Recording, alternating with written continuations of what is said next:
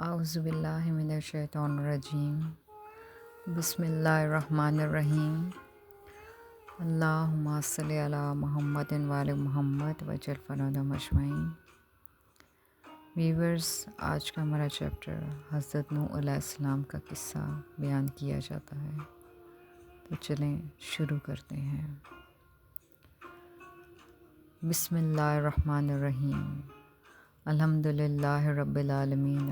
والصلاة والسلام علی سید الانبیاء والمرسلین محمد وآل طیبین الطاہرین، اما بعد۔ امیر المومنین حضرت علی ابن ابی طالب علیہ السلام نے فرمایا، تمام حمد اس خدا کے لیے ہے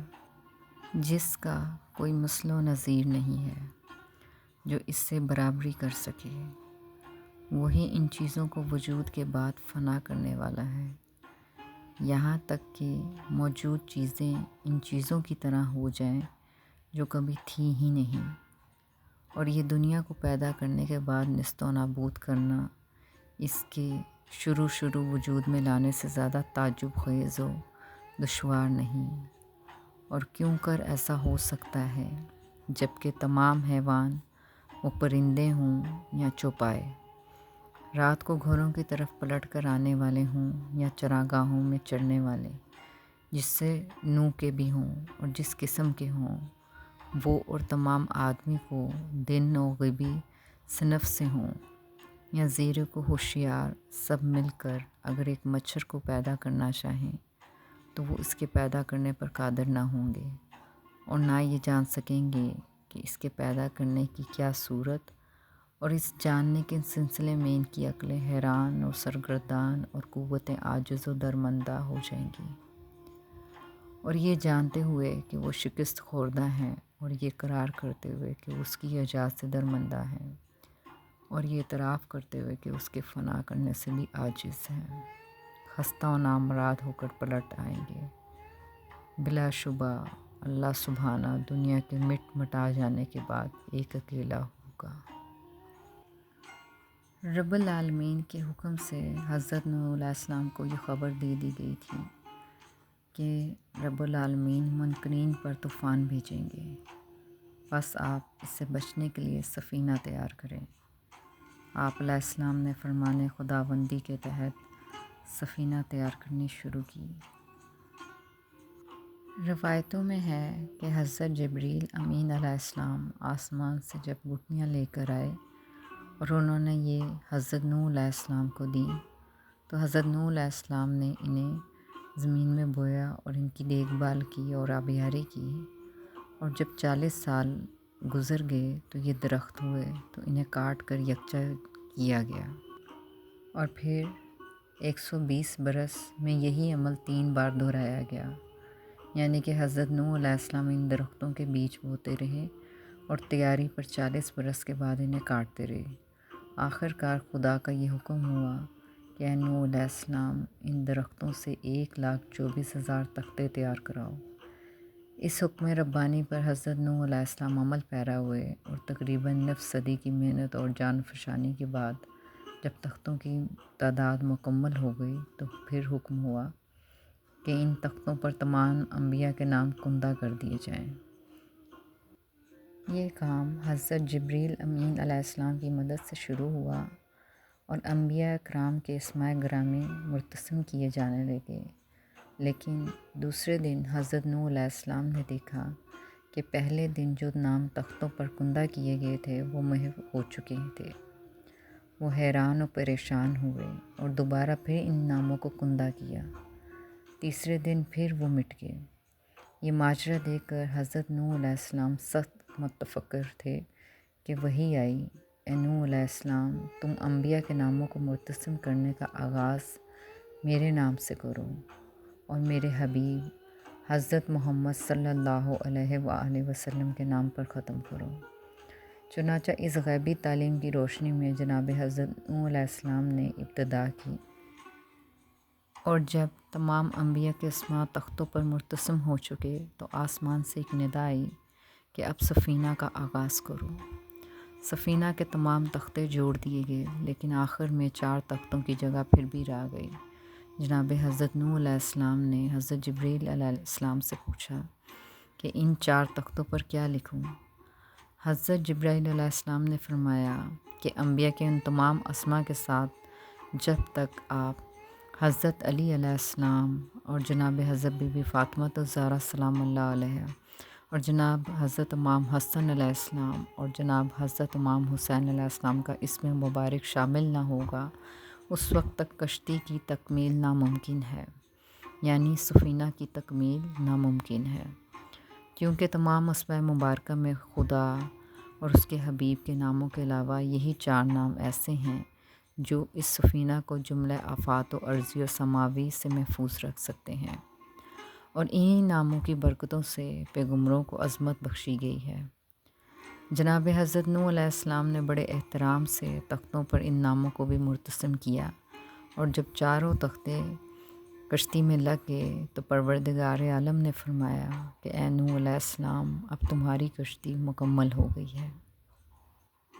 رسول خدا صلی اللہ علیہ وآلہ وسلم نے فرمایا، جب حضرت نوح علیہ السلام کشتی کی تیاری میں مصروف ہوئے تو حضرت جبریل امین علیہ السلام نے انہیں کیلیں مہیا کیں جن کی مجموعی تعداد 1,29,000 تھی۔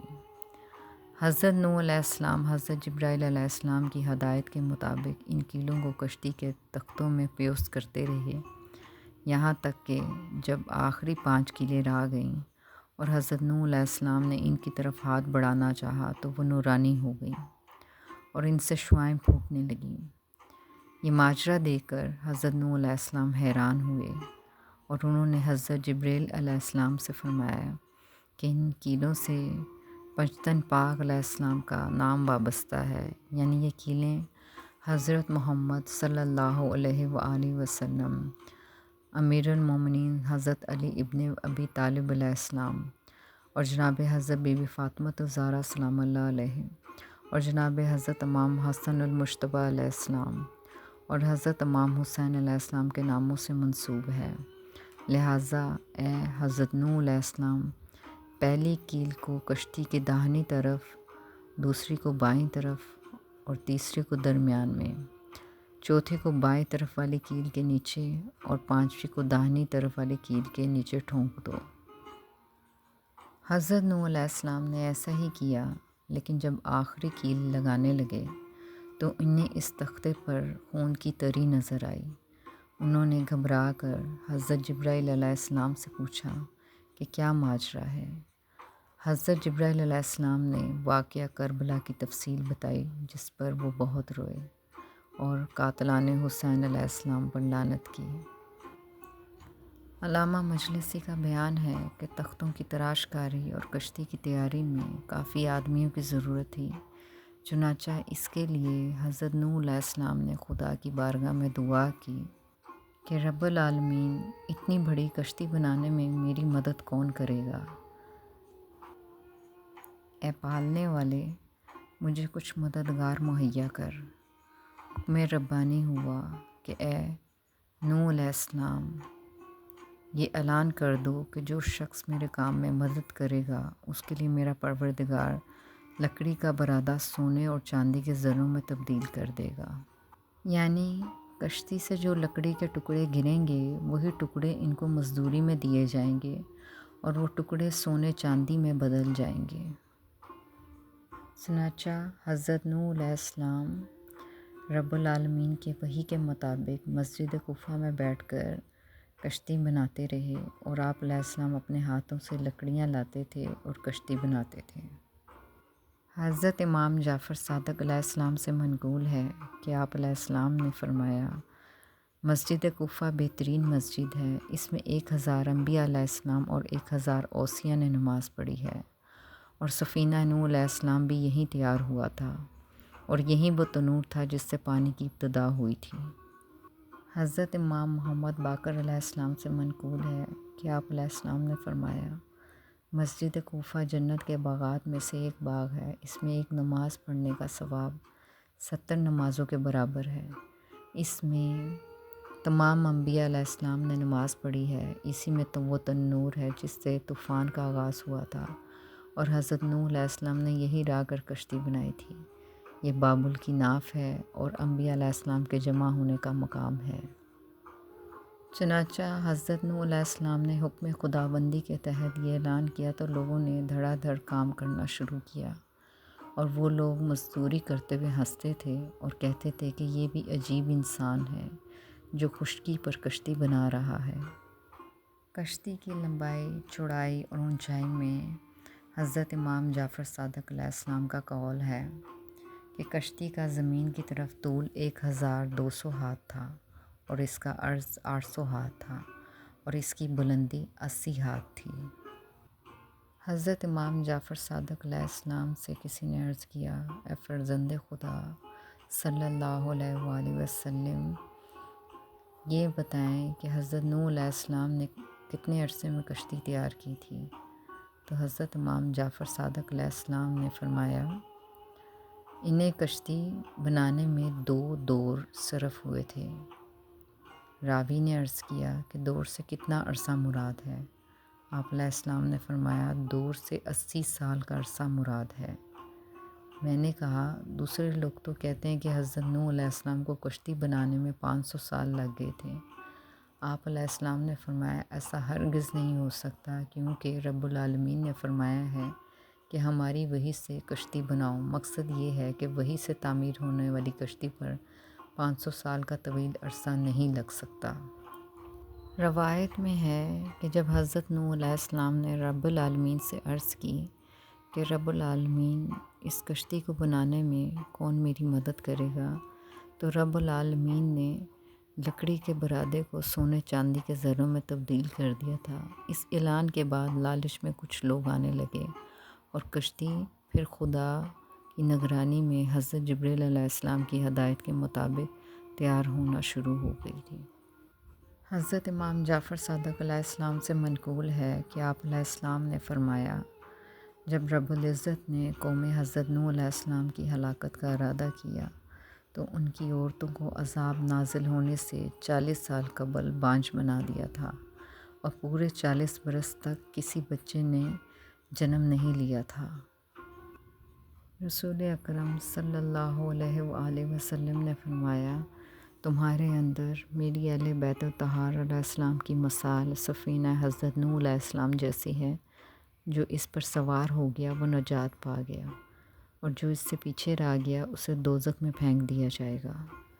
امیر المومنین حضرت علی ابن ابی طالب علیہ السلام نے فرمایا کہ میں نے رسول خدا صلی اللہ علیہ وآلہ وسلم سے سنا، انہوں نے مجھ سے یہ فرمایا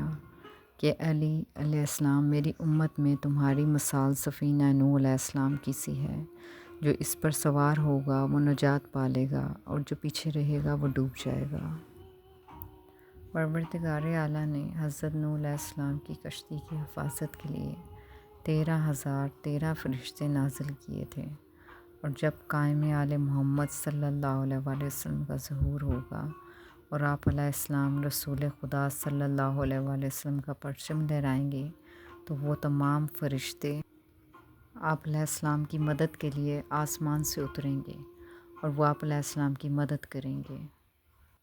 کچھ روایات میں مذکور ہے کہ جب حضرت نوح علیہ السلام کی کشتی تیاری کے مراحل میں تھی تو اس وقت ان کی قوم نے ان کا مذاق اڑایا، اور ان کے مذاق میں اس قدر شدت پیدا ہو گئی کہ انہوں نے کشتی کو گندگی اور غلاظت سے بھرنا شروع کر دیا۔ لیکن رب العالمین نے ان کے ساتھ یہ کیا کہ انہیں ایک مہلک بیماری نے آن لیا، اور سزا کے طور پر رب العالمین نے ان کا علاج اسی گندگی اور غلاظت کو ٹھہرایا کہ جب وہی غلاظت ان کے جسموں پر لگی تو انہیں اسی سے شفا ملی۔ چنانچہ اس طرح بہت جلد وہ کشتی دھل دھلا کر صاف ہو گئی۔ مفسرین کے مطابق حضرت نوح علیہ السلام کی کشتی 3 منازل پر مشتمل تھی۔ کشتی کی نچلی منزل میں درندوں، پرندوں اور دیگر چوپایوں کو رکھا گیا، جبکہ درمیانی منزل میں خوردنی اشیاء اور دیگر ضروریات کا سامان رکھا گیا، اور بالائی حصے میں حضرت نوح علیہ السلام اپنے اہل و عیال اور دیگر با ایمان لوگوں کی ایک مختصر جماعت کے ساتھ ٹھہرے۔ اور بعض روایت میں ہے کہ پرندوں کو درمیانی حصے میں ٹھہرایا گیا۔ روایات میں مذکور ہے کہ بعض کو رب العالمین کے نبی حضرت نوح علیہ السلام کی خاص دعا ہے۔ جب اللہ کے نبی حضرت نوح علیہ السلام کشتی کی تیاری کر رہے تھے، جیسے ہی آپ دن میں کشتی کو بنا کر گھر کو جاتے تو شیطان رات کو آ کر جتنی کشتی بنی ہوتی اس کو توڑ دیتا۔ چنانچہ حضرت نوح علیہ السلام نے بعض کو یہ ذمہ داری سونپی کہ وہ اپنے قبائل کو لے کر اس کشتی کی حفاظت کرتا رہے۔ بعض نے حضرت نوح علیہ السلام کی کشتی کی حفاظت کی، اور جب تمام چرند پرند کشتی میں سوار ہو گئے تب بھی یہ پرندہ حضرت نوح علیہ السلام کے حکم پہ کشتی میں موجود تمام خلقت کی حفاظت و نگرانی کرتا رہا۔ جب کشتی طوفان کے بعد ساحل تک پہنچی تو یہ رب العالمین کے نبی کی خدمت میں حاضر ہو کر کہنے لگا، اے اللہ کے نبی، اب میرے لیے کیا حکم ہے؟ تو حضرت نوح علیہ السلام نے خوش ہو کر فرمایا کہ اے فضا میں پرواز کرنے والے پرندے، رب العالمین تیری پرواز کو اونچا رکھے اور تجھ کو تمام پرندوں کا سردار بنائے، اور تو جہاں جہاں جس گھر سے گزرے گا اس گھر کے جتنے بھی نحس اثرات ہوں گے وہ ختم ہو جائیں گے۔ بعض مفسرین سے روایت ہے کہ کشتی کا دروازہ چوڑائی میں تھا اور اس کے اوپر ایک ڈھکن تھا جس سے وہ بند کر دی جاتی تھی، گویا وہ کشتی آج کل کے دور کی عظیم آبدوز تھی۔ کچھ مفسرین سے روایت ہے کہ رب العالمین نے حضرت نوح علیہ السلام کو حکم دیا تھا کہ کشتی کے اندرونی و بیرونی حصوں اور نیچے ہر جگہ اچھی طرح تارکول مل دیں تاکہ پانی اندر نہ آ سکے، اور کشتی کا سامنے کا حصہ اٹھا ہوا ہو تاکہ وہ پانی کو چیر سکے۔ یہ موضوع ابھی جاری ہے۔ والسلام۔ اللہم صلی علی محمد و علی محمد وجل برادم اجمعین۔